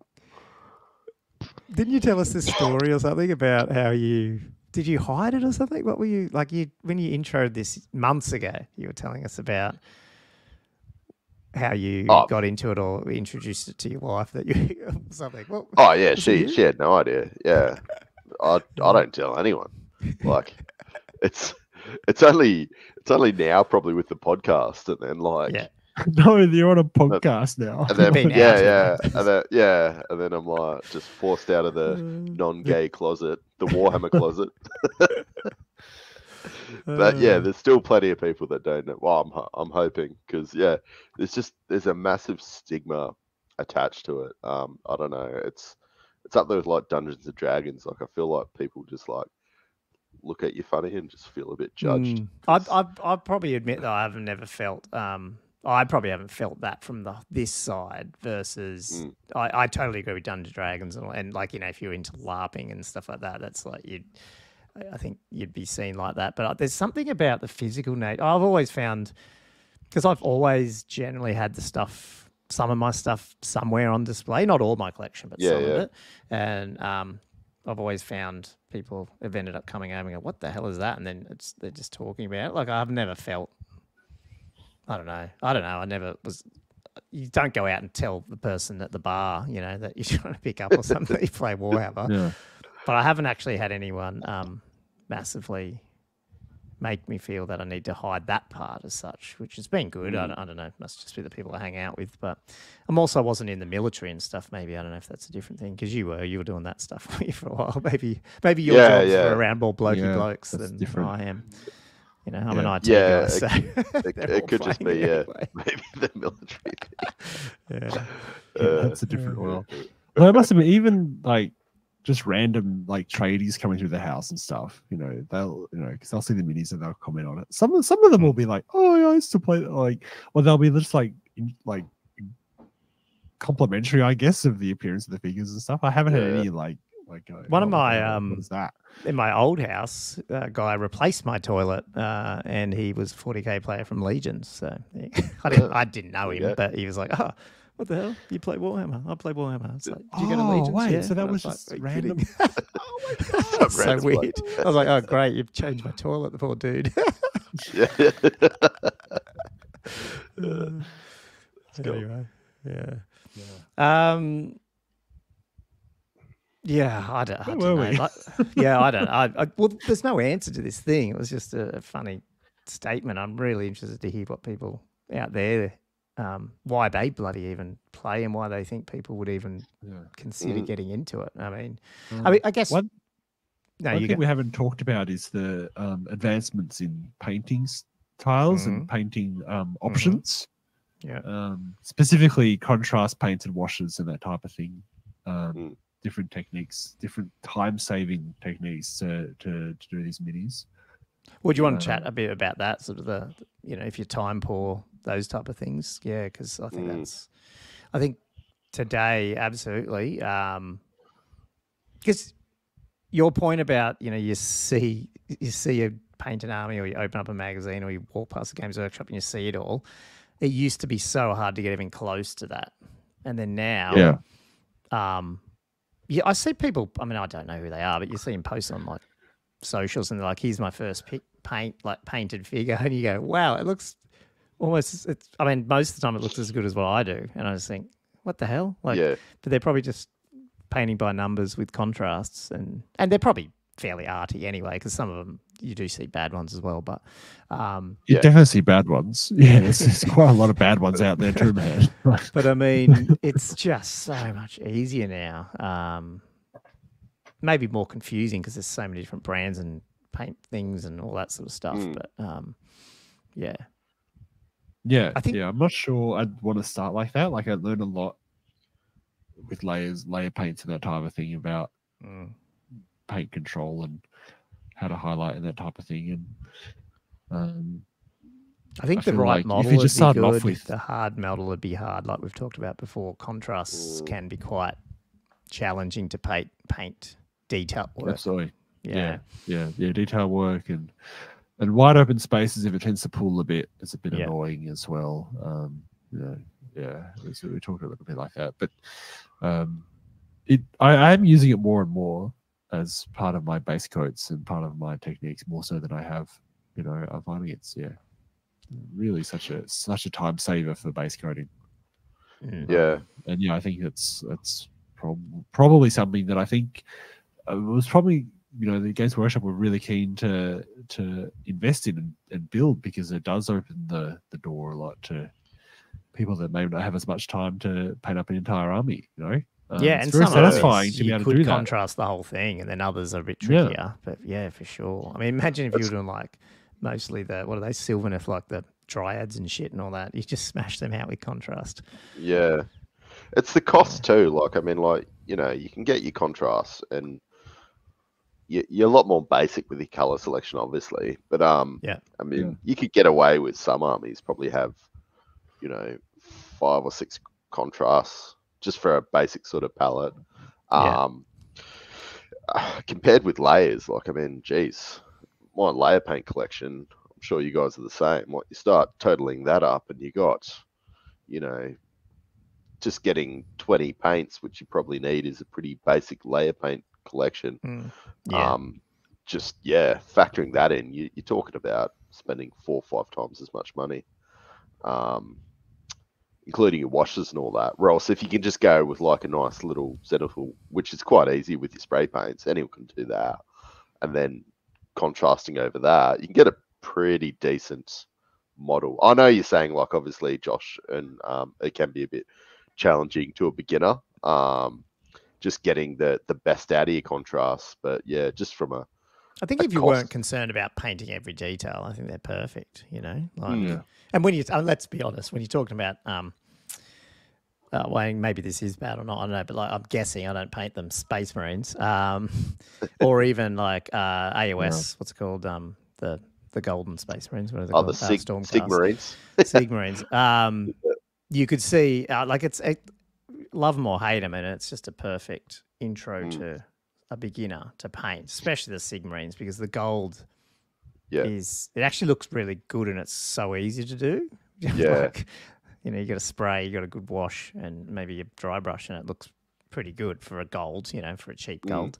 And those figures look, I mean, they're getting more detailed the more versions they bring out, but those first versions they brought out probably were pretty quick to do, I'd imagine, like to paint. Yeah. 100%. Yeah. I regret a little bit that I didn't get my cousin to use contrast straight up. He got back into wargaming a couple of years ago. Like he played it a little bit. Like is that our Patreon? When we were cousin? Yeah. Okay. And he sort of got back into it, and he got some paints and some Lord of the Rings figures and was painting up.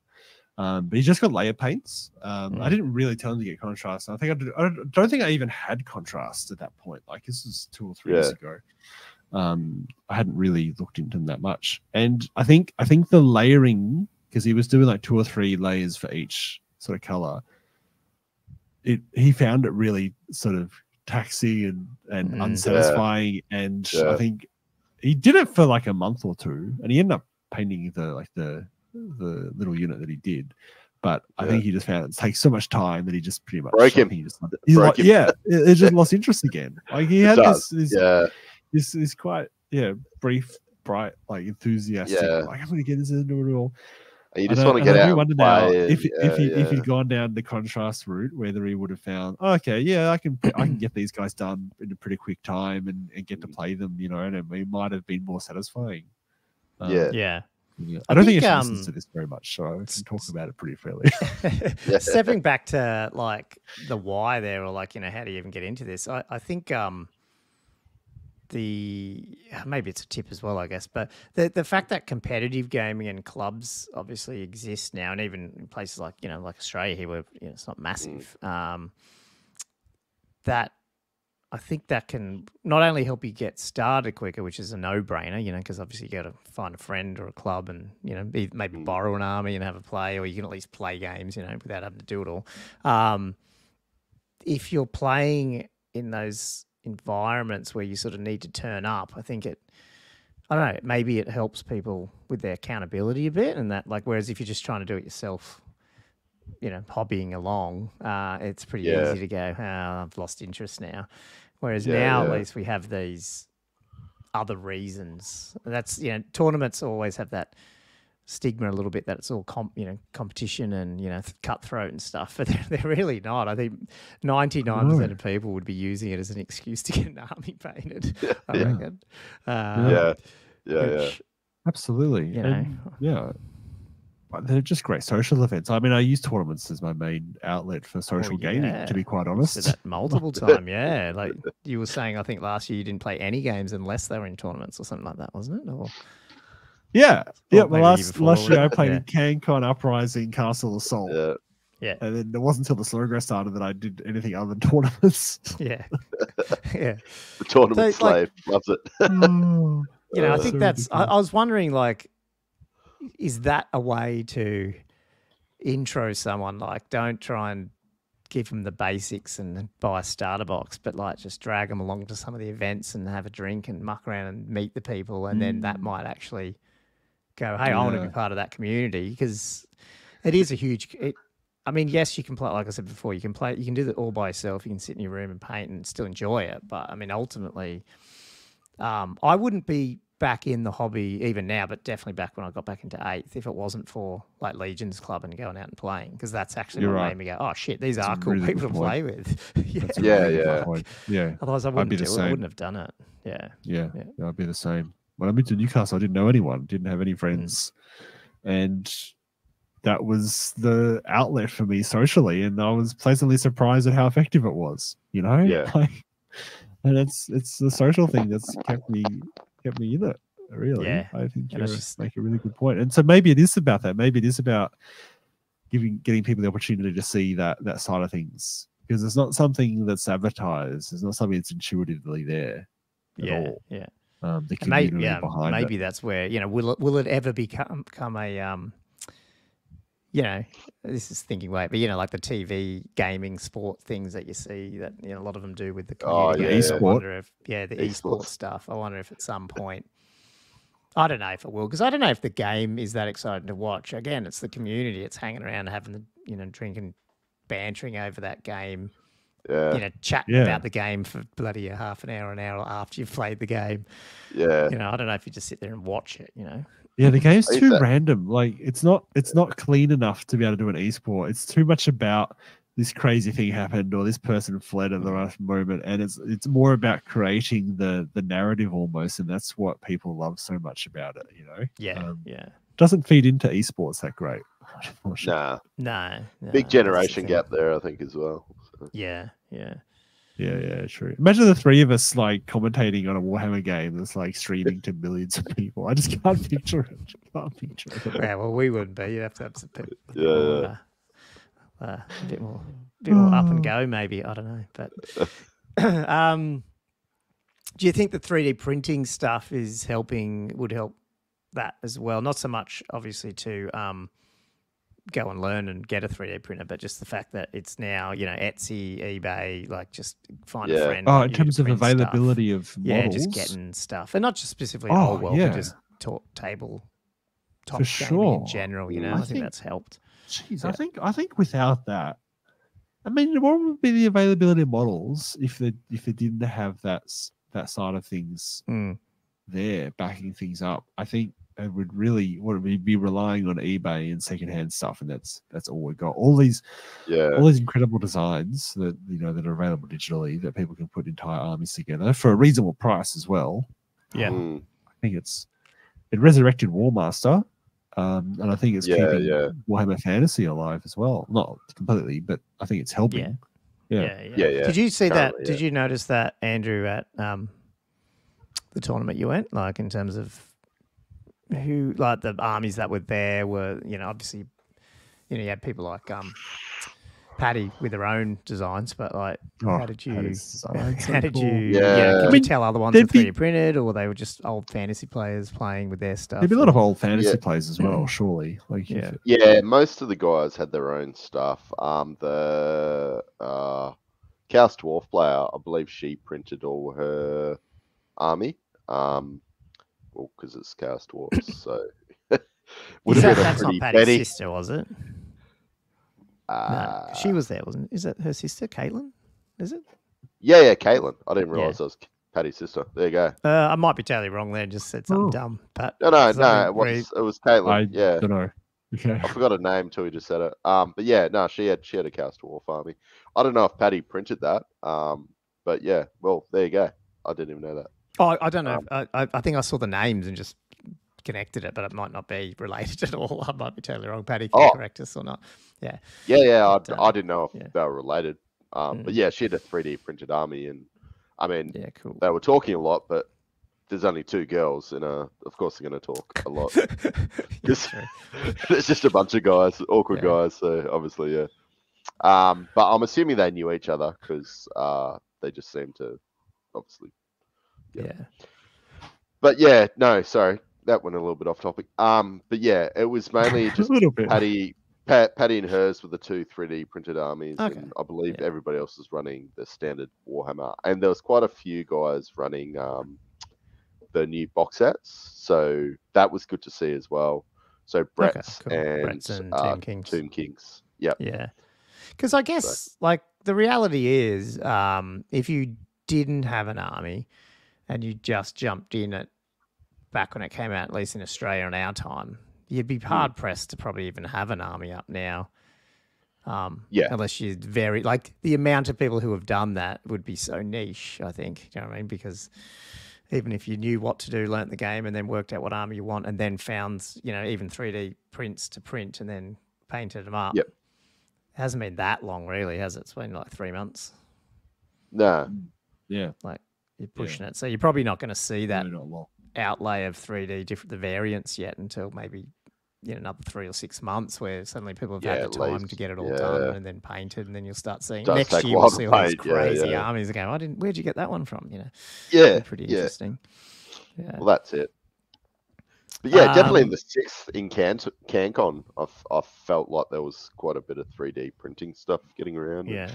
Conversions. I did, while we're just quickly on that topic, because it's sort of related. I don't know if you guys listen to Square-based podcasts. I think that was last week or something. But definitely, if you haven't, listeners, you probably have listened to it because they're talking about like the popularity of it, and I think the title was clickbaity. It was something like, will our world be bigger than 40K or something? But I think Val. No, it was Rob. Clickbait title. Yeah, well, Rob said he went to like some industry, conference thing where they're doing basically, this conference had heaps of 3D print stuff there, but it was mainly architecture stuff and all that. But they're showing. I don't know. Did you guys listen to that? No. I think I listened to one the week before, but not that one. Yeah. He was saying that there's like the industry's so far ahead, and it is expensive at the moment, but they can print off full colored ones now that are just as good as anything you've seen. Like the ones he was looking at was going, that looks painted, but these things cost $50,000. They're done for big architecture displays and stuff, and they just print them all off, and they're looking realistic, and they're all colored, multi-material printing. And you just think, okay, well, at some point that's going to be the same price as what Josh is paying for a printer, or I'm paying to buy him a printer, that type of cost. That's where you start going, oh geez, is that revolutionizing, or would you use that still? Where does the hobby start and end? Not that it's an ethical decision, I don't really care, like do whatever you want, but it's like, would I enjoy the game as much if I could just print a coloured army? I don't know. That's weird. I don't know. Yeah. Like, and because the other side of things is the actual design of the army too, because the other thing is going to keep developing is the AI designs of 3D minis. I think is in 10 years, well, maybe even less than that, because AI seems to be rapidly progressing. But there certainly will be AI sort of digital design, 3D designs that will become printable, and then suddenly you could just you're going to plug into an AI computer, design this figure, and then print it off in a color printer, and then you just have that figure colored for you, and you've made that from something you've typed into a PC. That'd be pretty crazy. Yeah, and I don't. Yeah, I mean, I would do it, I guess, and play. I don't know, but something would be missing. Not sitting there and it's your own painting, and stuff. But I mean, that's only part of the hobby. If you're collecting and playing games, and and there's something visual about, because just remember when the figures are that good, the scenery is going to be that good as well. Like the immersion that you'll be able to get out of the games on the tabletop will be still top notch. And if it drew more people into the hobby because it was so much more accessible, I think almost, and that sounds sacrilege to say, but maybe that's a good, if the death of painting, at least as a large part of the community, goes away, maybe that's still a good thing if more people are playing and it's accessible. And maybe. I don't know. I mean, it depends. It makes me wonder where the goalpost would be then, because there'll be some other level where people will be like, oh yeah, that looks incredible. Like, I feel like there'll still be different sort of levels of hobby even within that. I feel that'd be amazing though. And that'd be really cool in that. So often, I mean, imagine you guys are similar. Like you have an idea of, I'd like to do this army, or I want to do this terrain board, or I want to make this scenario, and in order to play this scenario, I will need these sort of figures. Like I want a baggage train or something, or this unit of zombies to fill out this NPC character. Can't easily do that, just because of the limits of time and the stuff you're wanting to do and stuff, and so that idea just sort of disappears again. If there was some way you could just print it off and just have it there ready to go, it expands the horizons for scenario play and theme boards and a lot of narrative events and that kind of thing. Massively, huge. I think that'd be a huge benefit to the hobby overall. I mean, it would change things about the satisfaction of painting and stuff, but I think the gameplay side and the look on the table would really benefit. Yeah, it's funny. Things are only valuable. It's funny it's going this weird topic because it's sort of, I was listening to a podcast unrelated to this, just around the history of money and all that sort of stuff, and talking about how things are inherently valuable if they have to have a certain level of scarcity, and you can't just easily recreate them. There's all these obviously conditions for what could be called valuable. I guess that's part of this hobby is also about collecting and sort of stuff like that. And then if it's easy to just pump it off, then it I don't know, it loses some of its luster as well. So I don't know if I'm looking forward to it all or not. I'm not sure. Maybe I'll be too old by the time I have to worry about it. So it's the younger generation that can have that debate. I don't know, because it's still probably a little bit away, but maybe not. Yeah. Like it might 5-10 years isn't long. For colour printing. Yeah, I don't know. I'm just like who knows? Like 10 years ago, none of this was here. Now, like 3D printing, like it is. So. That's a good point. Who knows? That is a very good point. Tech doesn't slow down; it speeds up usually. Yeah. Yeah. I'm intrigued now to see how the colors work. Like, is it? Do you need all this different filament, or is it like printing where you only need like the core colors and it like somehow melts it and? Because you can definitely print different colors off the plastic printers.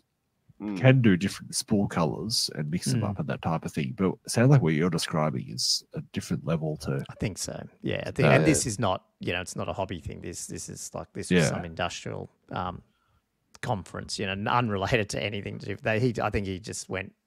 There was a few people went because there was a 3D printing element to that sort of industrial day or whatever you call it, it's called, conference thing.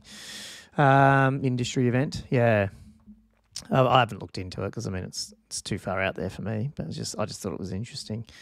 I don't know. Like, is there anything else you want to cover on? I know we probably didn't go too in depth, but it's just an interesting topic to ponder about. So early and on the old world, how its growth's happening and how do you get more people in and all that sort of stuff. It's an interesting one. Yeah, I guess what's the take home message? When you're going to play, you either take them to an event. Is that what it is? Yeah, I think so. Get them to play a game. Yeah, read a book. Yeah, play Total War and then want to play Warhammer. Basically, yeah. Then start throwing dice around and stuff. Yeah. Oh god. Yeah. Dice. Oh yeah, can't forget the dice. That's it. Dice rolling is one of the favorite things to do. Which I'll be doing like... shortly at the end of this episode. Yeah. Well, figuratively. Oh, yes. Okay. I see what you mean. Sorry. You mean without outro music. I thought I was like, what are you going to do? Are you playing tonight or something? So a bit confused there. Oh, cool. Yeah. Oh, well, do we want to wrap this one up or do you got anything else to chat about with that one? Yeah, I think we've been rambling for long enough. Oh, I love it. I love the rambling. I'm back now. All over the place. Rambling. It was great. Hey, I guess thanks for listening to another Old World Fanatics episode. If you enjoy those ramblings, we do appreciate a 5-star review on your podcast software of choice. If you're watching on YouTube, please hit that like, subscribe button, share and all that sort of stuff. Obviously, it helps us get a broader reach. Like I said at the beginning, though, we do have a Patreon at patreon.com/oldworldfanatics. For $2 a month, it just goes towards paying for this software recording, really. That's what it does. Otherwise, hit us up on social. We're pretty, we're always around on the YouTube chats, probably the biggest one. So I'd love to hear your opinions and feedback on what campaigns, why the hell you got into Old World. If you can track the video down and put it in the YouTube comments, that's probably the best way of contacting us. Yeah. And the other thing would be, what's your strategy for getting a newbie into? What's your one tip, your best tip to actually get into this game and stay in it? I'd love to know. But apart from that, guys, if there's nothing else, I'm happy to call it episode 38 and let you guys get back to your day. Yep. All good. Cheers, guys. Thanks, listeners. Right. See you next week. Ciao.